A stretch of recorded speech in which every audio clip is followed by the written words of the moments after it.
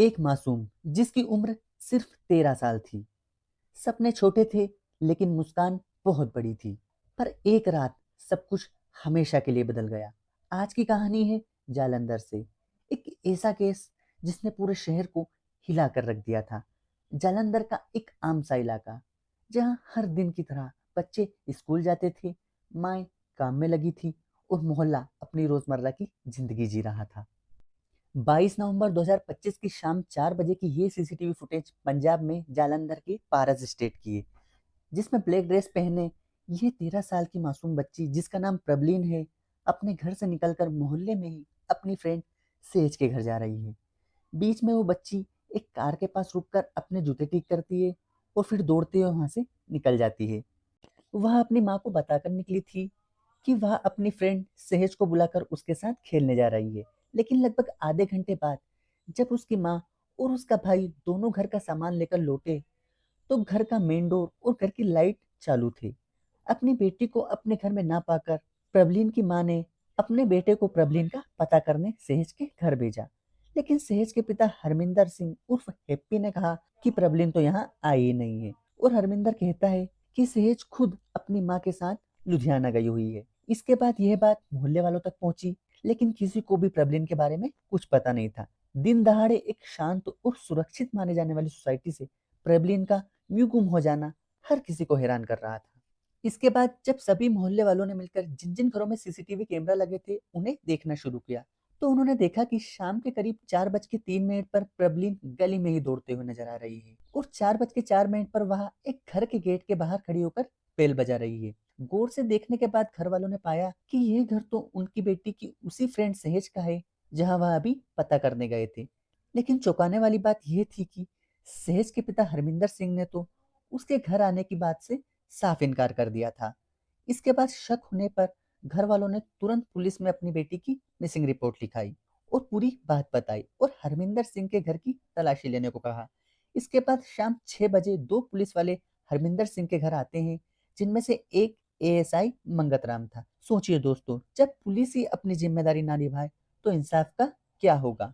उस बच्चे की मां ने मीडिया में बताया कि एएसआई मंगत राम ने इन्वेस्टिगेशन के नाम पर आस पड़ोस में लोगों से पूछताछ की, कुछ स्टेटमेंट रिकॉर्ड किए, और हरमिंदर के घर की तलाशी लेने के बजाय दो पुलिस वाले हरमिंदर के घर उसके बेड पर बैठकर चाय पीने लगे। वे दोनों पुलिस वाले उसके घर से जाने ही वाले थे कि प्रबलीन की मां ने घर की तलाशी लेने को कहा, जिस पर खाना पूर्ति करते हुए दोनों पुलिस वालों ने कमरे और अलमारी खोलकर कह दिया कि उनकी बेटी यहाँ पर नहीं है। ताज्जुब की बात यह है दोस्तों कि क्या सोचकर पुलिस वाले अलमारी के अंदर बच्चे को खोज रहे थे। जब परिवार वालों ने हरमिंदर की वाइफ से कॉल करके बात की, जो कि उस वक्त अपनी दोनों बेटियों के साथ लुधियाना में थी, तो उन्होंने अपने हस्बैंड की साइड लेते हुए इन सब बातों से इनकार कर दिया। अब बच्ची को गायब हुए 4 घंटे से ज्यादा समय हो गया था, इसलिए गुस्सा होकर बाकी मोहल्ले वालों ने एक बार फिर से गली के सभी सीसीटीवी फुटेज को चेक किया।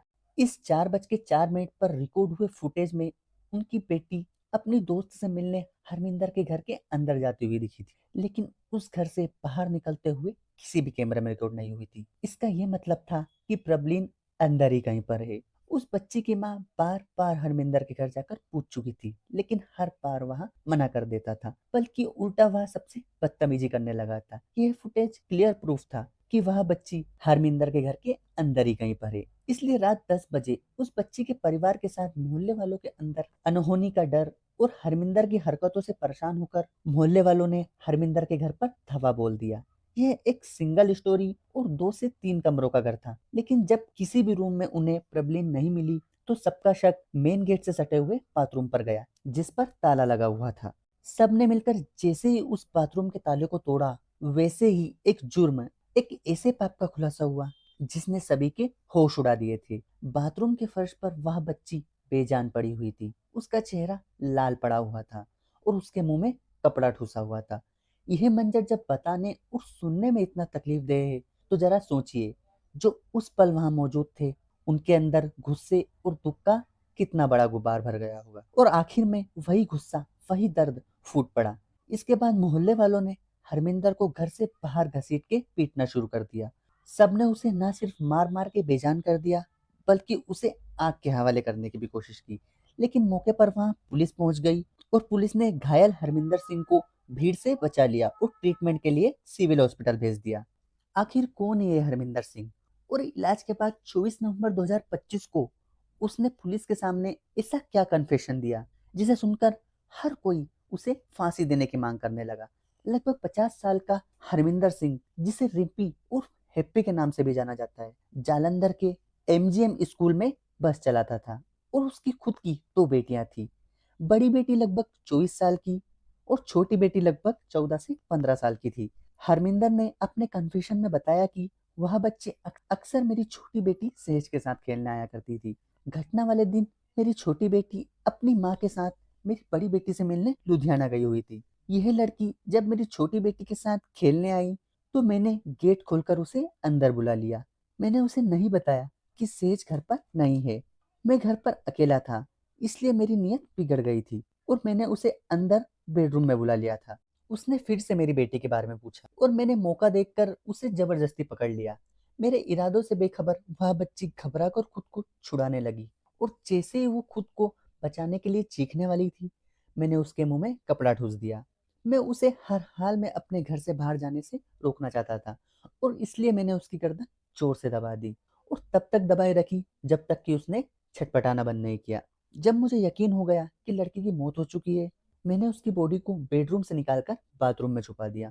मैं जानता था कि रात को जब बच्ची घर नहीं पहुंचेगी तो उसका परिवार ढूंढते हुए जरूर आएगा, और हुआ भी कुछ ऐसा ही। इसलिए शाम को जब लड़की का परिवार आया तो मैंने पहली बार तो झूठ बोलकर यह बात टाल दी कि बच्ची यहाँ आई नहीं है। इसके बाद मैं घर पर ताला लगाकर अपने दोस्त से उसकी कार मांग कर ले आया। मेरा प्लान था कि मैं बच्ची की लाश को बोरी में भरकर गाड़ी के अंदर डालकर रात के अंधेरे में कहीं ठिकाने लगा आऊंगा।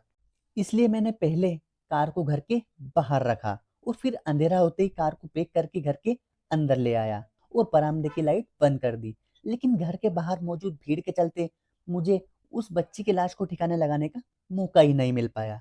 सोच कर देखिए दोस्तों, एक ऐसा जघन्य अपराध उस इंसान ने किया जो खुद 2 बेटियों का बाप था और स्कूल की बस चलाता था। मतलब स्कूल के मासूम बच्चे एक ऐसे हैवान के कितने करीब थे। मन में यह गंदगी एक दिन में नहीं आती, ये सालों साल दिमाग में बसी सड़ रही होती है, जो एक दिन ऐसी हावी हो जाती है कि इंसानियत का खून कर देती है। ये सोचकर ही रोंगटे खड़े हो जाते हैं कि ऐसे बेरूपिये हमारे आपके परिवार के बच्चों के आसपास मौजूद होते हैं। वो मासूम बच्ची अपनी माँ और अपने भाई के साथ रहती थी और उसके पिता का 1.5 साल पहले ही निधन हो गया था। वहीं हरमिंदर सिंह अपनी वाइफ और छोटी बेटी के साथ 2019 से इस मोहल्ले में रह रहा था। ना तो हरमिंदर का मोहल्ले में किसी से कोई झगड़ा था और ना ही किसी से कोई विवाद।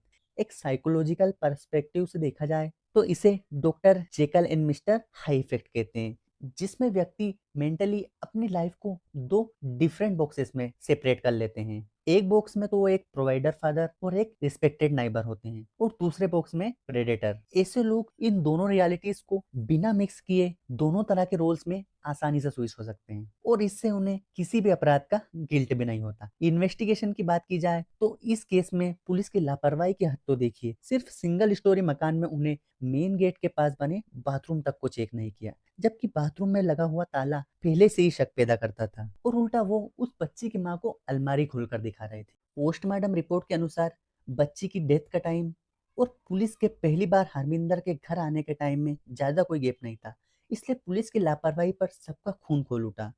उनका कहना था कि अगर वक्त रहते उस बाथरूम के ताले को तोड़ दिया जाता तो कुछ ना सही पर शायद 1% चांस तो रहता कि बच्ची की जान बचाई जा सकती थी। लोगों को इस बात पर भी गुस्सा आया कि जब बच्ची की बॉडी मिली तब मौके पर पहुंची पुलिस में से एक भी महिला पुलिसकर्मी नहीं थी। मौके पर पहुंचे डीएसपी, एसडीएम और एडीएसपी ने भीड़ को शांत करने का प्रयास किया और विश्वास दिलाया कि अपराधी को कड़ी से कड़ी सजा मिलेगी। खाना पूर्ति के लिए एसआई मंगत राम को भी सस्पेंड कर दिया गया। वहीं पोस्टमार्टम रिपोर्ट में बच्ची की मौत का रीजन स्ट्रेंगुलेशन यानी गला दबाकर बच्ची को मारा गया था। फिलहाल 25 नवंबर को कोर्ट ने हरमिंदर सिंह को 9 दिन के पुलिस रिमांड पर भेजा है, पर क्या उस बच्ची को इंसाफ मिल पाएगा यह तो वक्त ही बताएगा। आज के वीडियो में बस इतना ही। मिलते हैं हमारे अगले वीडियो में। धन्यवाद दोस्तों।